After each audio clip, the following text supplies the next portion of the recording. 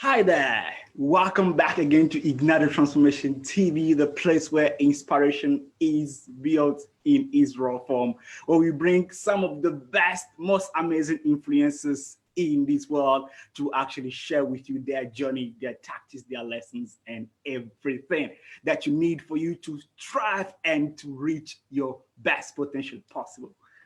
If you know me, I'm Stephen Dossou. I'm an inspirational speaker and transformational coach, co-founder of Leadership University and founder of Self-Force Catalyst. And about a few months back, I initiated the summit titled Ignited Transformation. And the speaker today was one of the main speakers back then. So today, I am extremely proud and excited, over the moon, to share the screen with Mr. Rodolfo Young. Originally from Mexico, he spent most of his life in the States, from being a US soldier to landing in Bali, where he was silent for 2 years. Can you believe it? 2 huge years, this man was silent. He's an amazing coach and a great inspirational speaker too. He has written quite a lot of books and has shared the stage with some of the most famous speakers on the face of this earth. But you know what? I'm not gonna take anything away from this gentleman today. Please help me welcome Mr. Rodolfo Young. Hi, my brother. How's it going? It's going well. Thanks for having me on the show, Stephen. It's a pleasure to be here and to get to share. Oh, pleasure, man. Pleasure. Thanks to you for making the time to share with the lovely people that are watching us today. Well, look, I'm pretty sure as the custom is, people are dying right now, because though I've put a short summary of your journey, short summary on the page to introduce who we're gonna have today. But you know what? I believe when you say it yourself, there's always, a lot of things that you're gonna add and a lot of things that we're gonna learn. So please do us the favor to share with us where you're from, where have you been, what do you do, why do you do it? Please, please, I'm dying personally. I'm so excited right now. I don't know, half an hour is enough time to really get into all of it, but okay. So as you said earlier, I was born in Mexico City. I grew up in California in San Diego. And about 12 years ago, I came to Bali while on a world trip. I was giving talks and workshops all around the world and found myself here in Bali thinking it would be for 2 weeks. It's now been 12 years and really getting to continue to cultivate my own personal development while sharing it with others. My dream and my vision has always been to elevate and empower the people around me. And whether that was through my coaching or my speaking and now actually creating programs and courses and online, things, resources for people, it's always that. It's how can I help people be empowered? And so I think when we look at what it is that I do, we have the titles of coach and speaker, but really behind that, what I'm really doing is I'm looking beyond the stories, whether that's internally of my own or with a client or with a student or with somebody participating in a talk that I'm giving. I do my best to look beyond the story that's in front of me, because a lot of times people will have a story that they put up, and that story is normally what's blocking them from moving forward in their lives. If I can look past that and go, okay, what's the root? What's the passion? What's the reality of who you are that is wanting so desperately to actually express itself, that maybe I can give it some permission and help remove some of the layers that are blocking it. And in that way, I get to share some value. Oh, epic, man, epic. I love when you say that you get to look past everything and get to find the story that the people believe in, right? Because that defines, everything about us, isn't it? Very true, very true. I think we run our lives based on stories, and some of us know that we're just running a story. Most of us, no clue that it's just a story. And so you're trying to deal with changing, like especially people who are, we'll say, unconsciously suffering and having troubles in their lives, in relationships, in finance, and where they live, in health, all these things. They're running a story that's causing that situation in their lives. But if they don't know the reality behind it, and maybe the story might be they're blaming, oh, it's because of the culture, maybe it's because the other person in the relation, or maybe it's because my boss hates me and that's why I never get a raise. Like whatever the story is, if it's not based in reality, it's like trying to change a cloud. You can't grasp it. You can't do anything with it. True. And so my job is to help them get past the cloud. Like, no, there's this blue sky that's your potential. That's this vast, empty possibility of you creating whatever you want. You got to get there first, though. Yeah. Yeah, man, that's awesome. Anyway, I mean, one question that I've always meant to ask you, right, is that how do you go from being a U.S. soldier to now becoming one of the most leading coaches? I mean, in Asia and should I say around the world? How? Because I don't see the connection. I mean, you live duty, patriotism, right? And obviously all the benefits that come along with it. Then you leave that and you get to become, should I say a soul fetcher or a soul saver? I don't know. You tell me. Soul How does saver, that happen? maybe. I mean, one thing, obviously, just from the surface level, in the military, we're taught a lot of leadership skills. We're taught all sorts of different things. But to be honest, I was always more into personal development than I was into patriotism. I was always into more empowering people than, conquering people. And so the military had its reasons. It was more financial for college money and stuff like that, and experience traveling. But one thing that did really come out of it, two things actually. The first was in my travels and in the conflicts that I found myself in around the world, I really saw the impact of separation consciousness. I really got to see firsthand what happens when we think that because of our stories, that there's a separation between who I am as a human being, as a heart-centered person, as somebody who wants to connect with others, and the person who might be in that country or a person being labeled as an enemy, that we're actually all the same, but we have these stories that are creating separation and the damage that does to our world. So that was a big piece that drove me more towards, okay, how can I help resolve that? And the other piece, which was actually quite helpful, is I specifically trained in the military for PSYOPs, psychological operations. So I was part of special forces or special operations with PSYOP. And so what we learned was how to look at a target audience or a population and understand, okay, what are the things that drive them? What are the things that could motivate them? And also, unfortunately, with the military, was what could weaken them? What are the vulnerabilities, right? Sure, yeah. Now I use that same training and I go to a client and I go, okay, what are the things that are weakening you? What are the things that you're vulnerable in that we could empower, that we could give a force of strength to, and then move forward with? Wow, amazing. So with your training, obviously you shifted from a military perspective into now applying to civils, right? And finding where is their weakness, where their vulnerability, and you get to fix that and uplift them. Is that so? Yeah, exactly. Wow. To empower it. I never think of it as fixing, because my whole philosophy is based on the idea that we're not broken. There's nothing wrong with who we are. It's the story we have about ourselves that is not letting us see the full brilliance, the full potential, the full possibility of who we are. And so it's about unlayering, uncovering that brilliance that's within. Wow, that's epic, man, epic. Well, I mean, you always talk about I don't know, you have this concept about doing things from the heart, speaking from the heart, living from the heart, right? I mean, again, from with the military background and with the whole noise that's around us about living from our brain, we gotta live from our thoughts, with our thoughts to create our realities. But you come and say, whoa, hold on, you've got to live from the heart. You've got to live with passion. What it is you truly feel. How do you want to tell us a little bit about that concept, that philosophy? Sure. So one of the things that I'm often clarifying for people, because on my business card, it says I'm a heart coach, right? And the reason I say heart coach is because normally a coach is going to come along, they're going to see the goal that you've set with your mind, and your mind has been conditioned by your environment, by your own expectations, by your beliefs. And you've got this goal and the coach helps you get there. My job as a heart coach is to look at the goal, look at you, and see if they're actually aligned, and check in with the person and go, is that what you want? Or is that the stepping stone towards what you want? So an easy one, a lot of people go into a profession where they know there's a lot of money in it. Yeah. And I go, great. So you really want to be a lawyer? You really want to be a doctor? You really want to do that? They're like, oh, no, it's not a big passion, but man, there's a lot of money in that. And I go, okay. And why do you want the money? Well, I want the money so I have freedom, so that I can just live the life that I want and be happy. I'm like, wonderful.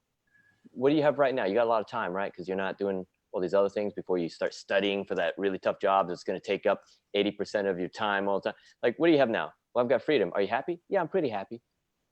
So what are you doing? Right? And so it's figuring out what's actually in alignment, knowing what they really want, and being able to then guide goals towards that. And when we talk about living from the heart, that's all it is. It's literally, what is the truth of what in this moment leads me towards a fulfillment, a contentment, rather than the mind, which the mind is built to compare. No matter what you do, the mind is always comparing. So the mind will look at something and it'll compare it to yourself, compare it to others, compare it to an expectation. It's always comparing, which means it can't be present to one thing. It's always going to be unsettled and not satisfied, because let's say you make more money and then you're like, okay, I reached my goal, I made more money. And then you see somebody who has even more and you're like, damn it. There's always the comparison. And so then you don't find happiness. Yes. When I talk about living from the heart, it's how can you be where you are right now, in the connections that you are right now, and see the fulfillment of that based off of what you're actually looking for, not what you have created as an expectation in the future of what you think you might need, which you may not even need yet. Yeah, exactly. Yeah. So would you say that, living from the heart is also connected to finding what your real passion is, what your gift is, and unleashing that? To some extent, definitely, we have to find our passion. At the same time, to acknowledge that our passions can change over our lifetime. We have different phases of our lives. Your passion as a little child might be like, I'm gonna be a fireman, or I'm gonna be an astronaut, or I'm gonna be a ballet dancer. Whatever the conditioning was in that time. Yeah. So your passion might change, or your passion might just be, I want to be a good son or daughter, or and then when you're a teen, you're like, my passion is to rebel as much as I can against my parents. It changes depending on the phase of your life. So just knowing that the passions can change, but having a direction and a truth, I think this is more important, because when we want to ignite transformation in people, we have to know what we're standing for. Otherwise you're just throwing a bunch of, bombs of fire at things, and that's dangerous. That's anarchy and chaos. When you really stand, when you really stand for a truth and you say, this is what I believe in and this is who I am, you don't actually have to shout it so much, because you're living it. And by living it, you model it. By modeling it, you become a magnet for those who match with that. Yeah. And all of a sudden, your passion creates the transformation, creates the effect and the ripple around you that actually causes an impact, and also supplies you with the success and the resources that get to happen with an exchange of that. Wow. But here's the thing, right? So the part where you say you've got to know what you stand for, who you are. I said that to one Spanish girl, one day, and she asked me like, okay, so how do I know what I stand for? How do I know who I am, right? I don't know how to do that. Please share with us. How does one, get to really know what their values are, what they stand for? Do you have like a technique? Do you have a formula? How can people get to discover that about themselves? Yeah. I was literally talking to my fiance earlier today about this very topic, because, throughout the years, I've learned a lot of tools and perspectives and philosophies and theories of how to work with things and what's beneath the stories and stuff like that. But ultimately, what we really come down to is most people are focused on, we'll say, the fruit on the tree, right? And so there's, I really want apples. And you've got an orange tree that you're looking at, and you're like, how can I change those oranges into apples? And so maybe you paint them, or maybe you try to mold it differently. It doesn't work. The root of the tree, the seed that it began from, is where the change has to start. And that's the same in our lives, where we're trying to figure out how to know what we want. Yeah. But we have to first look at the root and see, what have we been functioning from, right? And so we start to look at that. And most of us, from my experience and personally and with clients, most people are functioning from the things they're avoiding. So it might be that they're saying, okay, I don't want orange trees. No more orange trees. And so let's say they go into a shop that sells all the seeds, and they say, no orange trees, please. And the person, unfortunately, doesn't speak English very well. And they're like, orange tree. Okay, yes. And they get the orange tree for you, right? And they give you the seeds. You don't know that they're orange seeds. You just, Yeah. all you said was no orange seed. And they're like, orange seed. Okay. They give you the orange seed. You go plant it, it grows. You're like, damn, oranges again. Why? Right? Oh, Because that's yeah. what you kept focusing on. What Yeah. might happen if you literally went in and you tried to figure out why is it that, what kind of fruit do you want, but not just the fruit, what's the feeling you want behind it? So for instance, if it's happiness, if it's freedom, if it's a sense of success, all these things, Yeah. you have to understand what's the root fear or belief that's currently functioning. So for instance, for most people, there's often a root of unlovability, right? It's the sense of, it's a belief that says I'm unlovable. And so Mm-hmm. then what we do at a conscious level is we go, I'm going to do everything I can to prove that I'm lovable, because Yeah. at the core, I'm believing that I'm not. Yeah. Which one do you think is stronger, the core belief or the effort? The core belief. That's the seed. The effort is trying to change the fruit of the seed. You can't. If the seed is the seed, you're going to get unlovability every time. But if you can go and go, okay, wait, let me go down to the root and realize unlovability is my problem, then you can say, well, what would I want if it wasn't unlovability? Lovability, at least it's the opposite, right? And so that's a Mm-hmm. beginning point. You can literally go the opposite of what you're avoiding, most Mm-hmm. likely is what you want. Yeah. And so now, okay, it's lovability. So then you go into the shop, same shop that you got the orange seeds from, and instead of saying, stop giving me unlovability, you say, lovability, Yeah. love, love, love. That's it, Yeah. right? Yeah. Well, Yeah. then that's the shopkeeper. Oh, love. Yeah, I've got love seeds here, you know? And then Yeah. no matter what seed of love, no matter what perspective of love, no matter what kind of love it is, it's still love. You're going to get the fruits of love. Mm. Same with if it's success or if it's, health or all these things that we want in life. But because we're so focused on the wrong seed, we keep asking for the wrong thing. Focus on the one you want. So that's one of the biggest tools, is literally shifting focus from what we're avoiding towards what we want. And then, as you said, most people don't know what they want. It's very easy. Look at what you've been avoiding. Do the opposite. Focus on the opposite. Wow, wow, wow, wow, wow. That's so amazing. I mean, I just love how you are able to explain it in a very clear way, with the analogy of the shopkeeper and the order. It's beautiful, Rodolfo. I love it. I love it. And I'm sure the viewers right now, are sharing the same opinion with me. Well, so Rodolfo, what would you say then? I don't know how many steps you think you can come up with right now, 3, 4, 5. What would you say, are the key steps from a person to ignite their transformation in whatever area of their lives? Could be their career, their relationships, their love affairs, their businesses, you name it. So what do you think are the most important key steps that can support people in igniting that transformation, literally catapulting them to the roof? Well, there's a 3-pillar process that I've used in my coaching, in my books, in my speaking, that they're overarching pillars over, then you have a bunch of variation in between. But these 3 things I think are critical, and the concepts are easy. The implementation takes time. Yeah. So they are acceptance, permission, and expression. Acceptance, permission, and expression. It spells APE, so it makes it really easy to remember.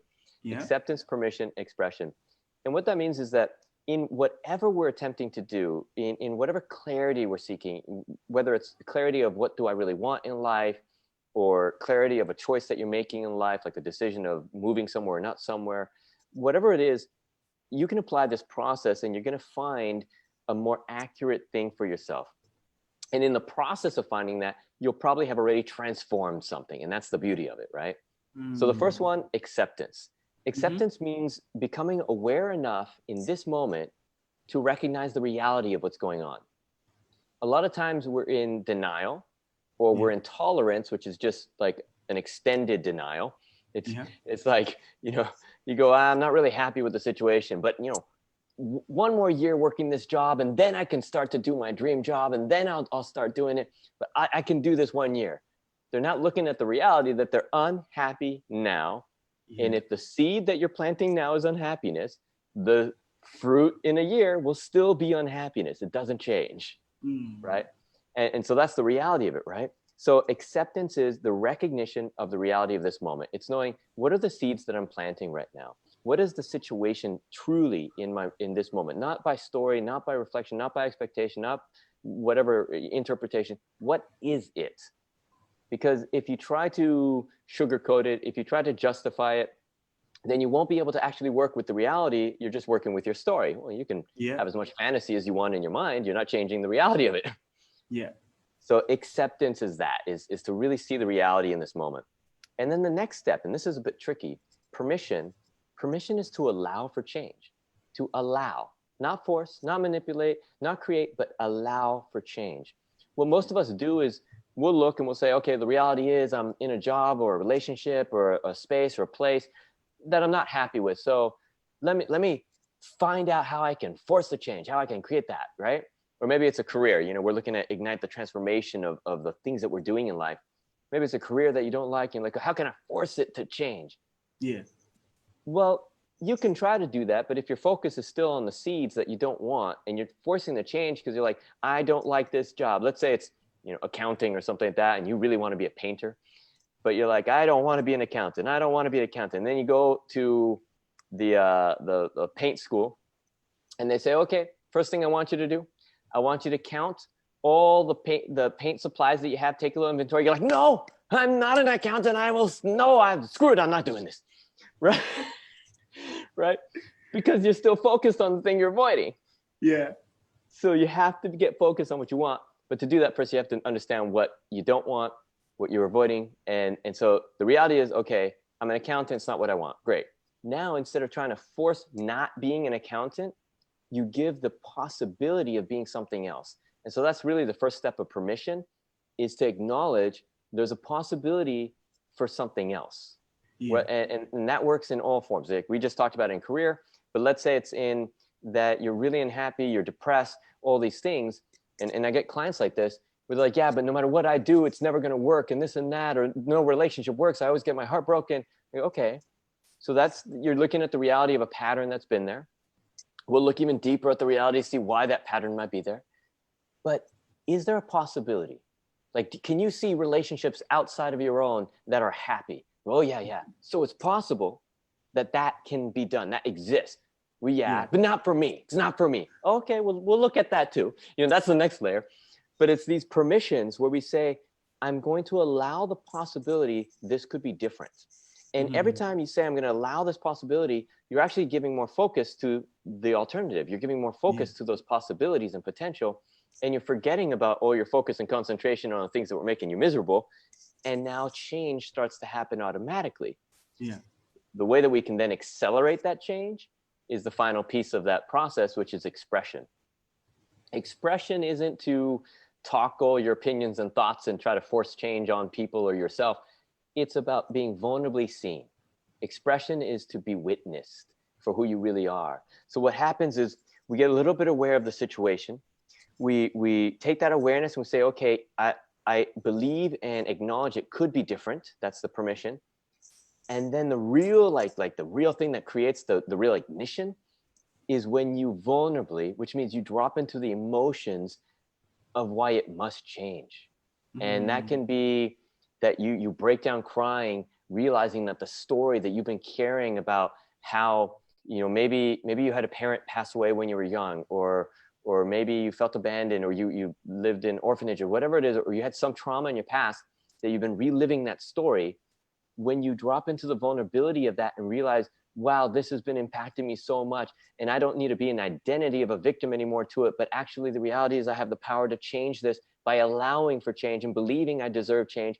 And that creates all these emotions, and emotions are energy in motion, right? You start to move that energy. Guess what happens? It changes and we get transformation. Yeah. Wow. Epic. So you said the app is the solution, right? Yes. We just got to monkey around a little bit and we get it. Sorry, repeat what app stands for again? Yeah. Acceptance, permission, expression. And expression. Wow. Amazing. Acceptance, permission, and expression. There you have it, ladies and gentlemen. Today we're hanging out with Rodolfo Young, all the way from the United States, living in Bali currently. He's a keynote speaker and a coach, I would say, right? A coach, but not just any kind of coach. he's a heart coach, right? He lives his life into sharing with people how to truly live from the heart, right? And to express yourself, to allow to express yourself in truth and with passion. Well, he has shared stage with some of the most amazing speakers on the face of this earth. He has written numerous books. And you know what? His vision is, if he hasn't died already, Rodolfo, you're gonna tell me about that now. His vision into have impacted more than 1 million lives by now. He's been in this industry for more than 15 years. So, Rodolfo, coming back to you, have you managed to achieve, because I mean, when I met you at the talk, I remember you even wrote it, in all your books, you had a tag for it, everything is all about, impacting more than 1 million lives. So how far are you now with that? Well, it's a very rough estimate. I'd say I've probably surpassed it.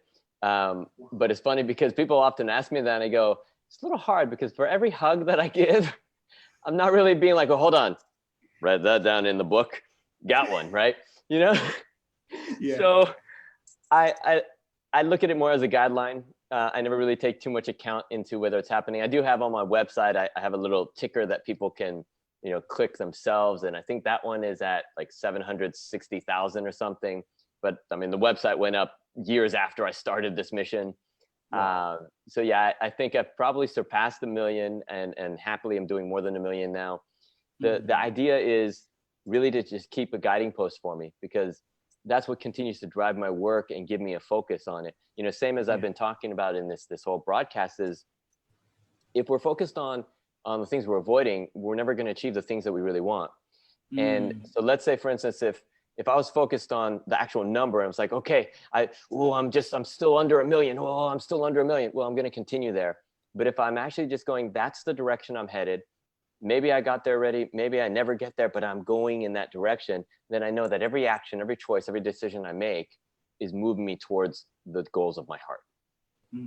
Wow, amazing. Look, I'm gonna throw some little pins in front of your wheel, right?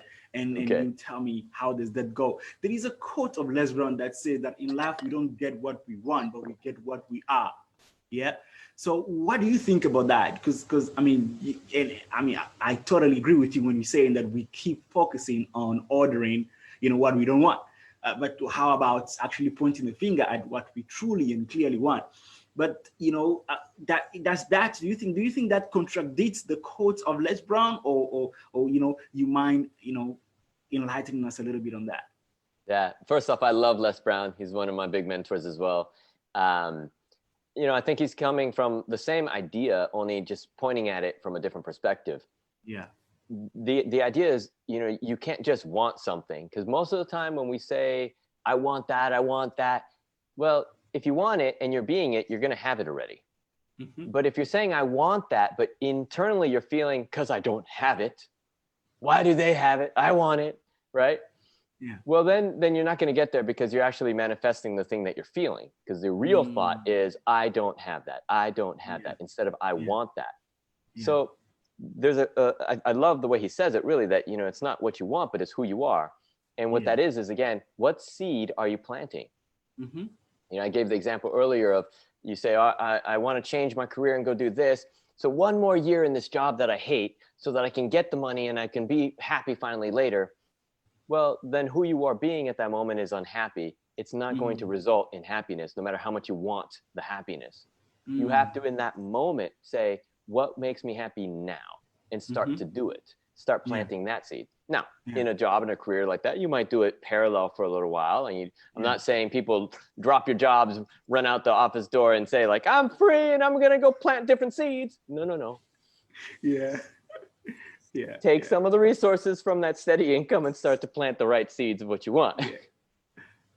No, this amazing. I mean, there is one of my favorite quotes says that on the road to success, what you become is more important than what you actually get. Yes. Yeah, because what you become, that can lead you to further destinations. Yeah, exactly. That's why I like the idea of a direction rather than a destination. If we get stuck on a destination, we'll constantly remind ourselves we're not there yet. if we're in a direction, we're like, I'm getting there. I'm getting there. Oh, look, now I'm going over here. Didn't even think that was a path for me, but now I'm going over here. I became something else. Wow. That's epic, man. It's epic. Look, Rodolfo, personally, I'm growing wings here, right? Like, I wish the camera could see my wings, but they are invisible. Right? I love what you're saying. So, what is your primary, primary style of coaching, right? How would you help people to get results? I know you brushed about it a little bit, but if somebody's watching right now and is thinking, oh man, this guy's really good, he knows what he's talking about. So what would you say that if somebody comes to you and say, look, I don't feel confident, or I feel that I've lost track in my life, I feel very pitiful about myself and I don't think I belong anywhere. What is the principle around which your practice is built, and how can you assist that kind of person? Yeah. So there's probably three levels of how I coach. The first level is going to be listening. Okay. When we acknowledge somebody's story and also start to listen for something deeper beyond the story, there's some magic that already starts to happen. A lot of times, this is why people go to therapy. Half the time, therapist just is like listening and going, They don't say anything. You leave, you're like, I feel so much better because you got listened to, right? We finally acknowledge things that were internal, and that attributes to that expression piece of what I talked about earlier with the APE process. Is that expression, being witnessed, being seen, is so critical as an accelerator to change, because all of a sudden we realize we're not alone. We realize that we can be held in safety. That's another big piece of the coaching process that I do, is to create containers where there's safety for vulnerable expression. And when we start to listen, then I can start to find cues of what the real potentials and desires and what people really want. And then maybe can start to help people see that for themselves. As they express, they also start to remove the layers and they start seeing more clearly.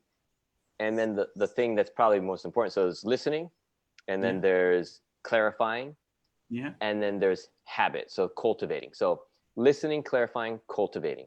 Cultivating's the most important piece, because that one isn't the part that I do. That one I can help a little bit, but then the person, the client, whoever, has to go and take the time, and it's a lifetime, not just like, okay, so 1 month and things are good. No, lifetime of changing a habit. Okay. And so we have this, right, listening to kind of accept and understand, become aware of what's going on. Clarifying, which is the permission, which is to see, oh, okay, so there's a possibility that what you really want is this. And then finally the cultivating is to go, okay, so then let's say you want to have a really fit, healthy body. Okay, so then you need to create the habits of a fit, healthy body. And that's not going to happen over 1 month. And it's not going to be that you could do 1 month that you fast and you do these other things and you go to a boot camp and then you come back like, I got it. Okay, and now I can stop all that stuff. No. The cultivating is lifetime. It means if that's what you want, you have to continue to maintain it through those habits. So those are the three elements of my coaching: is to first listen, then to clarify, and then to help create the habits or the cultivation that continues to create that for you in your life. There you have it, ladies and gentlemen. If you do manage to get a hold of Rodolfo, he's going to take his time and listen to and clarify what it is that you truly want, desire with all your heart and cells in your life. And definitely he's going to walk the step with you for you to cultivate the habit of being the extreme best version of yourself. Well, Rodolfo, I would love to chat with you some more, right? But unfortunately, we are out of time because you've got so much wisdom, man. We didn't even see the time fly by. Anyway, how do we find you? Where can we find you? Do you have any retreat coming up, or any seminar or webinar, or what's your website? Please fill us in. So people can find me online. I've got lots of content actually on YouTube and Instagram and other places, some video content up there. Podcasts, Be Happy, Be Brilliant. My website's rodolfoyoung.com. Instagram, same, Rodolfo_Young. And at the moment, I don't have any retreats or anything going on, as there's not much travel happening, but I am starting to do some online coaching again, and also building a platform and a portal for personal development based around these ideas that I've just talked about. And that will be found more on my website once that's fully ready and launched. So I'd love to continue sharing with people reach out to me, find me on social media or directly through my website, and let's start a conversation. Awesome. That was Rodolfo Young, ladies and gentlemen, from being a soldier to a 2 years of silence, 24 months of silence. I don't know who does it, right? He's an amazing keynote speaker and a blossoming coach, an amazing coach, mind-blowing coach. He has spoken all over the world, traveled all over the world, shared the stage with some of the most influential people on the face of this earth. And today, he was sharing with us some of his amazing wisdom, the principles with which he tackles life and the principles with which he gets to influence people. And I think one of my most take out of this is what? Give me those three again, my brother, is what do you say? Acceptance, permission, expression. Permissions, and expression. Acceptance, permission, and expression. On that note, ladies and gentlemen, I will say goodbye to you. My name is Stephen Dossou, inspirational speaker and transformational coach. I'm an author and co-founder of Leadership University and founder of Self-Force Catalyst.